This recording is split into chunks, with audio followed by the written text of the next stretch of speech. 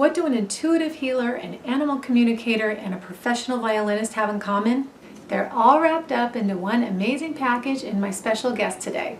Stay tuned because today's guest is going to tell you how you can better communicate with your animals, communicate with horses, and clear your energy to help balance your life on every level.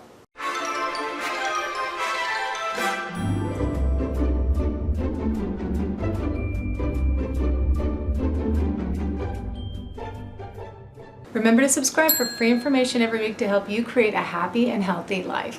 Carolyn Osborn, Energy Intuitive, is immersed in the worlds of learning, energy healing, communication, and mentoring. As a certified medical intuitive practitioner, Carolyn uses her intuitive skills and in-depth training to assess what is going on in the physical and energetic levels of the body and mind. Carolyn came to her work as an intuitive healer of energy medicine in 2007 through her love of animals and through her experiences as a professional violinist. A musician with over 40 years experience, Carolyn performs regularly and is a mindset performance mentor, helping musicians, actors, athletes, and students improve their performance abilities. Carolyn is also a certified Acunect, Body Talk, and Animal Energy practitioner, teaching people simple self-care routines that they can do for themselves, their family, and their pets. So today I have a very special guest. I have Carolyn Osborn from Chiron Energy Medicine. Carolyn is an energy intuitive, and I gotta say all of it, medical intuitive animal communicator. There's so many things that she does. We're gonna talk about all of them.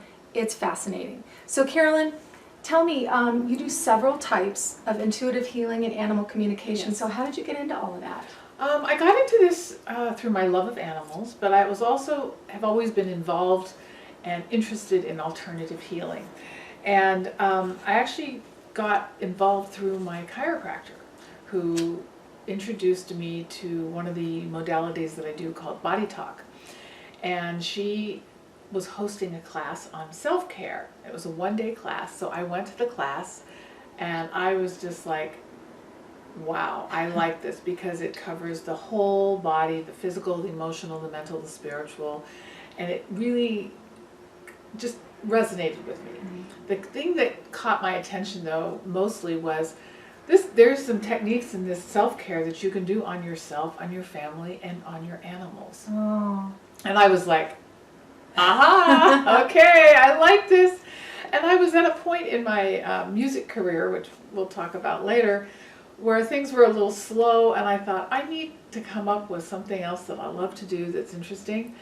And so this totally resonated for me. Yeah. And so that began my journey, and I started taking classes. I started, first with the Body Talk classes, and then had branched out into other different modalities, and have just started this journey that's taken me in amazing places. So was that your first experience and foray into the whole world of energy medicine? No, because I've been getting it from my chiropractor. Like I said, I've always been very interested in, for me, taking care of myself from a holistic perspective. Mm-hmm. So I really liked it a lot. Yeah. And I just loved the whole idea of, there's a better approach than the more traditional medicine. Oh yeah. Because it incorporates all the different aspects, and we're more than just our physical body. Yes. And that to me was the most important, because there's the emotional and the mental. You can get into the whole spiritual side too, but the mental and emotional are such a huge part of what creates our physical problems. Yes, absolutely. So, I'm always talking about that. Right. So that's where it was interesting, and also just being able to help the animals, because again, they have certain physical things, but they have their own issues. Many animals that are rescued or people adopt, or have been abandoned. So they're coming with all of these emotional issues before they even go home to their new forever home. Yeah. But that's harder for them to deal with. So that's where the work I kind of do, the energy medicine work, can really help them relieve that. Learning their backstory is huge. You gave me Boo Boo's backstory, right, which she can get that from your animals if you're wondering why they act a certain way. So you're also a professional violinist of 40 years. So how does that talent play into your work? Play, pun intended. Play and pun intended, yes. Well, as a musician, again, it's a very strong intuitive side. Mhm. The music there's a very strong structure, and there's the foundation, and there's the system of what you have to learn to play any instrument. But then you're expressing yourself from that intuitive, heart-centered place, because that's essentially the music is emotion being expressed. Yeah. I do a little work with performance as well, and that's where the tying in from my music works. Like, as a trained equestrian, and I'm like doing a lot of dressage. We're going to get into the horse We'll get stuff into too. that, but you know, when you're showing in any kind of sport or anything, you are on a stage and you are performing, versus what I'm doing as a musician, where you're playing it on stage. So all those same skills kind of come into play. It all kind of started to come together after a period of time. At first I was like, okay, I have my music over here and I have this other work over here. Where do the two meet? Yeah. And they finally came together. And you know, when you were talking about being able to play an instrument and just approaching it from the technical side, it reminds me of when I learned massage, because I've been doing massage for a long time, although not actively anymore. Don't ask me for massage. But there were people in the class who learned the moves, or I've been to professionals who've learned the moves, but they're not feeling it, their Right. heart's not in it, they don't have that intuitive side, and it's not as great of a massage. Right. So I can see how it'd be the same Yes, the with same music. idea, yes. Yeah, it's kind of your heart that's pulling all of these Yes, aspects it's together. Exactly. So I came to you for a session with my cat Boo Boo, Yes. which we're going to bring him in later and talk about that. So tell me about some of your animal communication experiences. I suppose some of the most memorable have been ones with the animal and their owners before the animal is getting ready to pass. Oh, really? Because it's a very, as you know, we get very attached to our animals, we get very connected, and it's very hard for us to let them go. Oh, yeah. I'm tearing up just listening to I this. know, it's very hard, but when you have someone that can actually talk to the animal and then talk to the owner and say, okay, they will let you know that they understand that the owner is doing the best that they can, and they really appreciate it, and they really love them, and they're very grateful for everything they've gotten from their owners. And you know, very often the animals is like, okay, I will let them know when it's time, and for me to educate the owner to say, okay, pay attention, they will let you know, but it's up to you to then recognize it and say, okay, it's time to let them go, so they're not suffering more. Because you know, very often the animals will hold on Oh, yeah. as sure. until their owners are, you know, until they absolutely can't, which can create a little bit more suffering and discomfort for them. And then, you know, I've talked to the owners afterwards, and they're like, oh yeah, that's right, they did come to me, and then they feel so much better, and they don't feel so guilty, and they don't feel so bad about helping the animal transition. And also the animal tells the owner, I'm still around, I'm still here, I'm not Yeah. gone. And so when the owners understand that their animal is still very much there, just in a different form, that also helps. Some people feel their animal's presence more than others, you know, depending on your sensitivities. But just opening their awareness that that's even possible Yeah. is great. And then also, you know, I've talked a little bit to the animals after they've passed too, and they are all like, they're so happy, they're, you know, not in pain, they're free to run around and have a good time. You know, again, they're so grateful to their owners for all that they have done. And of course, then there are the animals that come in that are here for a very specific reason for their owners. I had a horse that basically, he was my teacher and helped me as I was learning all of these skills. And then when it was time for him to pass, it was a way for me to help him. I had to put him down. He got into a serious way, but we communicated and we connected, and so he was ready to go and I was ready to go. And so it made it very easy, still painful, I'm sure. but much easier. He went quickly, and it was like it was okay. And it was, dare I say, kind of a beautiful experience. I think this is a really great tool for people who have an animal that's either maybe sick or older, and they're thinking, do I put them down? Do I not? Are they in pain? Are they not? Are Right. they ready to go? Are they not ready to go? I'll tell you real quick, my first cat, Lucky, she suddenly got very sick, and her kidneys were failing, and they gave me the option of keeping her at the vet and putting her on fluids, or giving her a kidney transplant at 15, really, or putting her down. And I was so upset, and I wasn't sure what to do, and I felt like putting her down was the best option for her comfort. Right. But it happened so fast, and it was right before my birthday. My husband was taking me out of town.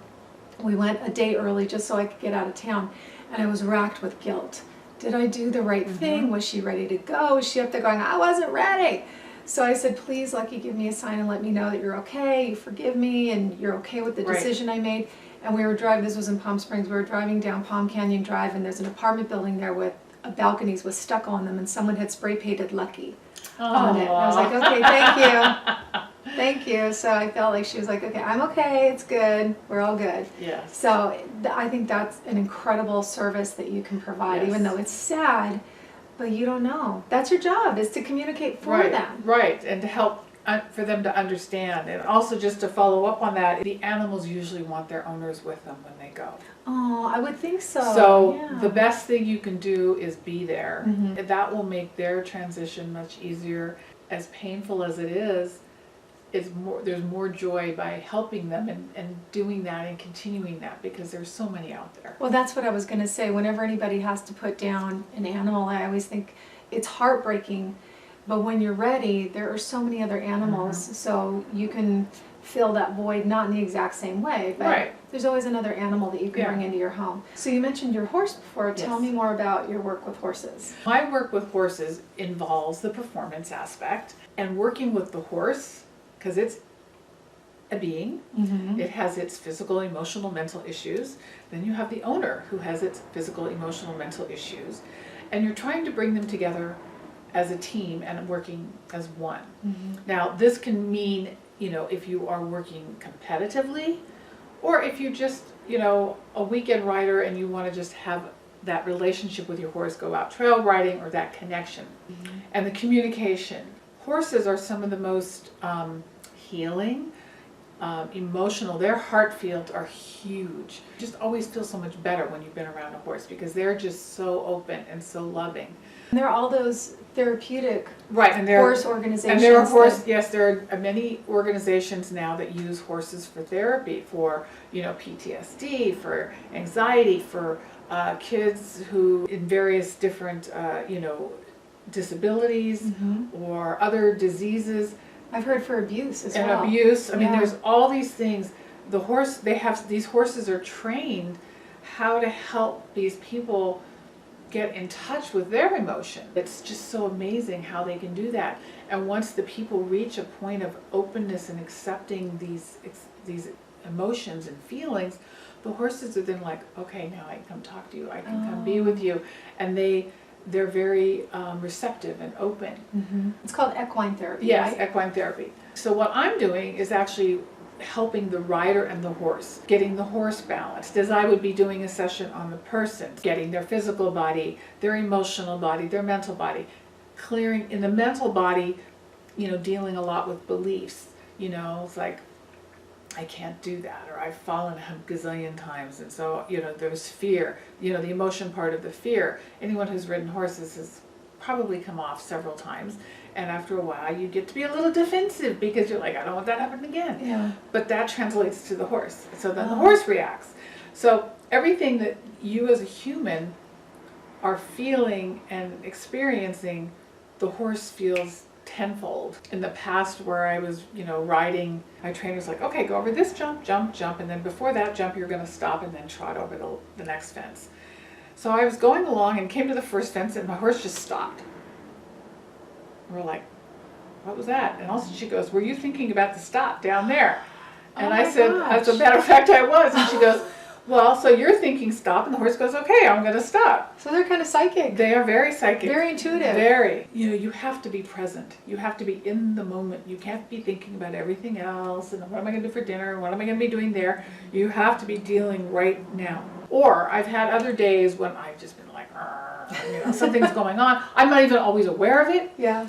And I'll ride and I'll go, why is the horse being such a pain today? And then I get home and all of a sudden it dawns on me and I went, oh, that was all my stuff the horse was reacting to. Wow. You have to really learn how to be open and say, okay, if I'm feeling a little crabby and weird or upset, it's like I tell my horse, it's like, okay, I'm sorry, I'm feeling a little out of it today. It's not your problem, just letting them know, and then they're like, okay, at least. So then they know ahead of time. They kind of know ahead of time. That's great. Yeah, they're not reacting to your stuff because Right. they understand your stuff is your stuff. Right. Right. There's just a lot of communication going on as well. Either you're training them or they're training you. You have to be very clear about what you're teaching them and not, and consistent. Horses sound like one of the best tools to make you become aware of yourself Oh, yes. and your thoughts and your feelings. Oh, yes. So is there a general theme that you tend to see in your animal communications, and is there anything specific that they want us to know? For the most part, they're so grateful, especially any animals that have come from an abusive or, abandoned, situation. They know how much we're doing for them. They read images. Mm-hmm. So if you're picturing, like my husband just went out of town, so I'm telling our dog, okay, it's going to be gone for 4 nights. So you want to tell them, okay, it's like the sun goes down 4 times, and then they'll be back. And then, so that kind of gives them that image to go, okay, a time frame. That's really valuable to communicate with your animals through images. Right, because that's how they will communicate to us if we open up. Animals are always communicating to us. We're just not always picking up on it. Years ago, I was riding, finished a lesson, and I was just kind of walking back to the barn with my trainer. I get this thought, I should get off. So we're walking, and I just ignored it. Got down towards the end of the ring. The horse let off a buck. I went flying, came down on my back. I landed, but the message was, he told me, get off. Were you okay? Yeah, I was Okay. a little bruised, but yeah, no, I was fine. But the point was, I got the message. Yeah. And that's the other thing I've learned, especially with horses, but even with your dogs and cats. If you hear something, pay attention. We just start to become aware of thoughts that pop into our heads around our animals and remember that it could be communication. It could be, from them. yeah. I mean, if you're like, where did this come from? And it's not something that you're like actively thinking about or something that's, it could very well be your animal trying to get a message across to you. Also, just watching your animal, you can learn a lot from what they're feeling or wanting to say or to know. Body language is very important. If they're like your cats, if their meow is different, it's more intense, or if there's something about it that's not just a meow, meow, meow, but like meow, it's like, okay, what's going on? And so you want to tune in and just try to check, and you may be able to spot it, sometimes you may not, but then later down the road you may go, oh, okay, I can see now where that was coming from. Yeah. And the more you practice it, the easier it becomes to kind of figure out what's going on. I love that. I'm going to be practicing that more. I had a session with you for Boo Boo. And we're going to talk about that. I'm going to go find him. So Boo Boo and I had a session with Carolyn a couple weeks ago, and it was pretty incredible. You told me his whole backstory, which I won't go into here, but it's kind of sad. He wasn't abused or anything, but it was sad, and I'm so glad that I have him now and gave him a better home. But the main thing that was my concern was that he's very affectionate, super affectionate, and his affection, he likes to lick my face a lot, or lick what, oh, Boo Boo, come on, stay here. It's gonna be lots of editing here. Boo Boo, stay here, stay here. Calm down. Look at the camera. It's okay. I better talk fast. So I wanted to know what the deal was with him and this. He's like, let me down. Can't you just stay here? It's gonna be so much better if you're in the video when I'm telling your story. Yes, I'm telling your story. I love you so much. The licking turns to biting, and it's playful, but he doesn't know his own strength. And he would hurt me, and he was scratching me a lot. Okay, all right, you don't have to stay. So my arm is always scratched up. And I just wanted, I wanted him to be affectionate, but I wanted him to stop biting and scratching me and hurting me because I have scars from a lot of the times he's scratched me. So Carolyn communicated with Boo Boo, and he was sitting next to me. I knew if I sat on the couch, he would sit right next to me. And as she was communicating with him, I saw his head pop up like, what was that? So I could tell he was listening to you. And after you communicated all of that for me, and I know he didn't understand that he was hurting me, and you made him understand that. He has not done any of that playful biting or scratching at all since our call. It's been kind of miraculous. So I want to thank you for that. You're welcome. That was pretty amazing. So I feel like we have an even better relationship now. And I feel like he understands me, what I need from him and what I don't need from him. And he's honoring that. And I want to do that for him too. I want to make sure that I know what he needs. And he's licking my hand right now. So normally that would turn into biting, and he's not doing it. He's just licking and being good. Such a good boy. Thank you for sitting here next to me. I wish the camera was on you. He's here. That was my story. So if you want to know what your animal is thinking, Carolyn can help you, and she can tell you. Yes. And here comes the other one. I know. Lovey's here too. And now Boo Boo's gone. Lovey, let's bring you in here too. Come here. You're here. You might as well be in here. Hi. Oh, okay. She is not having it. Say hi, Lovey. Everybody's always asking to see the cat. Say hi. You look so uncomfortable. I'm sorry. And you already mentioned this. You can work with anyone, anywhere, because you use Zoom. I do. It's a wonderful thing. Yeah, we use Zoom for Boo-Boo's session. So you have a free gift on your website. Yes. It's a mini course called Go From Stage Fright to Stage Bright, correct? Okay, cool. So where can people find you? They can find me at chironenergymedicine.com. That is CHIRON energymedicine.com. And you'll learn about all of these And things. there's a place there to sign up for the free mini course, and that will get sent out to you over 6 days or 7 days. And I am working on a few new ones coming up, so keep checking in because there will be a couple new ones coming up in the near future.